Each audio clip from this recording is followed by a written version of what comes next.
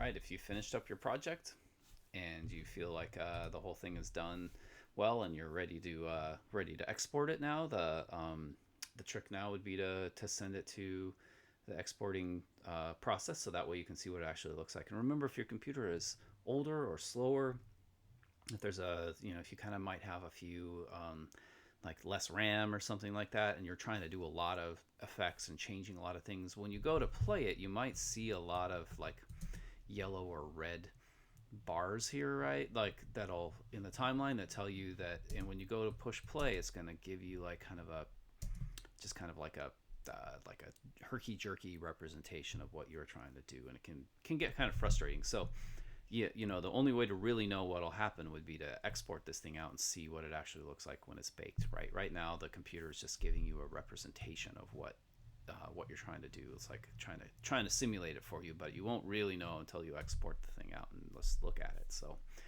when you're ready for that, I'd always suggest you export stuff early, so that way you can check for errors or just little things. It's the worst when you wait till the very last minute to export something and it doesn't come out quite the way you wanted it to, or there's some really simple little weird glitch that you didn't catch, and you don't have time to fix it.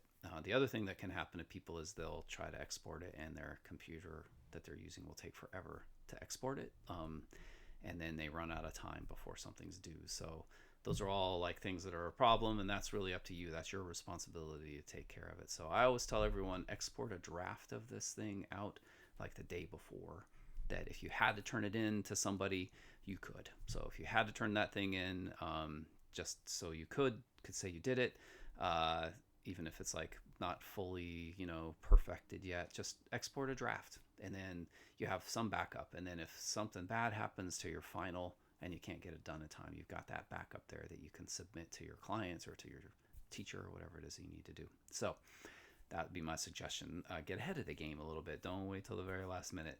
But when you're ready and you're ready to export it, let's say you're going to export a sequence, right? So I'm going to pick one of the sequences that I'm working on. So it helps sometimes to label these in a way that you can remember which thing's which. But now if this is the one I wanted, like I'm going to export out this bird one, I can go ahead and just make sure that's the one that's selected here in the timeline. And remember, like all of the sequences are up here. So like if all of these things are kind of closed and you can't find the one that you wanted, if you're like, oh, where did that one go?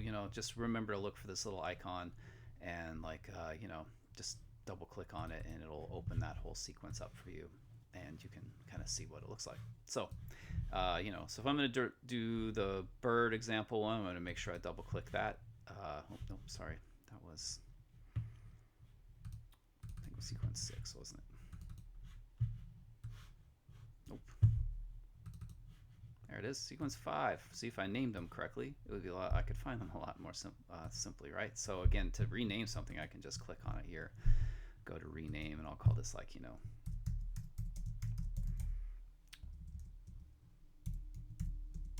okay. So, that might be a way that it'll help me like find it when I need it, right? So, okay.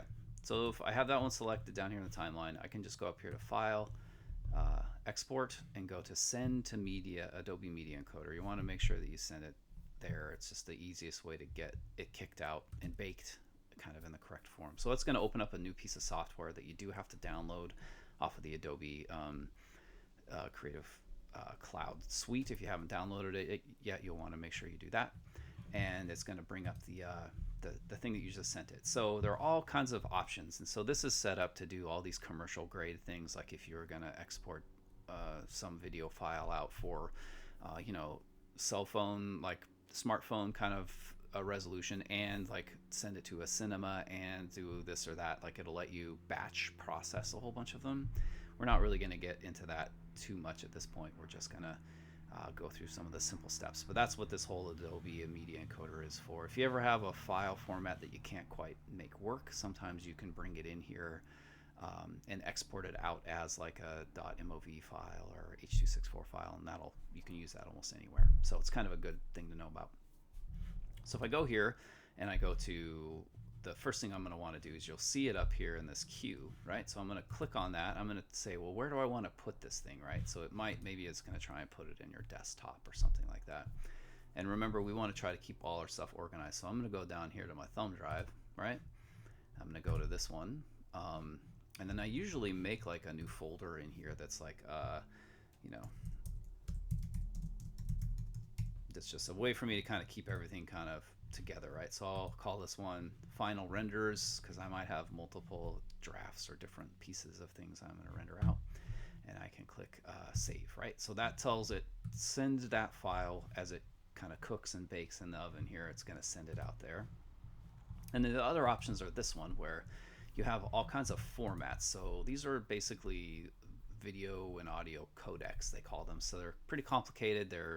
They basically have multiple wrappers inside of them that keep like the audio and the video kind of synced up together. They also have different components that are like compressed, so it'll make your video size smaller or bigger. Like if you're, you know, gonna like try to send this to a website, you don't really want it to be like a 55 gigabyte file, right? You want to try and compress it a little bit to make it smaller. So there are all these options. I just suggest that everybody always just use H.264. It's super simple. It's accepted everywhere.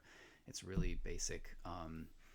It's fine, solid quality, you know.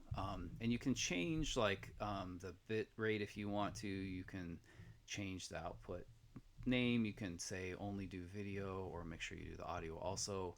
All kinds of options in here. Then there's also places where you can change like the source. Like you can change the video size. So if you wanted to, you could click on that this thing here, and you could like change the size of it. So you could like totally mess it all up, or make it bigger or smaller, or whatever you kind of want to do. Usually just say match source, don't touch that button at all, just leave it alone.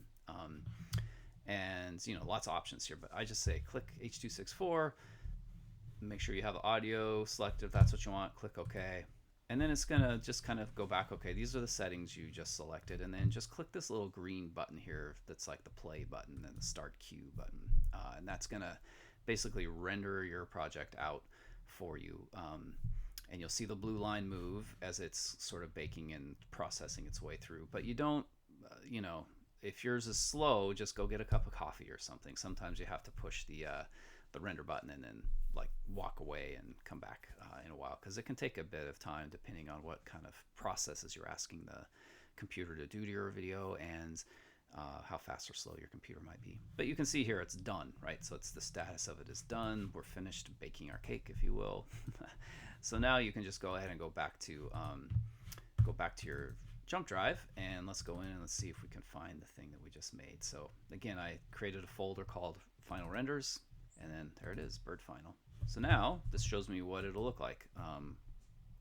And here's the masterpiece. You're welcome. I know this is probably gonna sell for millions of dollars, you know, on the art market or whatever, right? But it's just an example of how you can do various little things, right? So so there you go. So if this was my video now and it was all done, now I have this video finished, and I can upload this to whatever sort of website you use. So probably YouTube or Vimeo are the two big ones, but you know, you got to learn their instructions and follow their directions for it. But you're basically going to take this thing and you're going to upload that to YouTube, Vimeo, whatever site you might want to use, and then you're going to submit that URL to the place that you need to submit it to. So it's always lives on the web this way.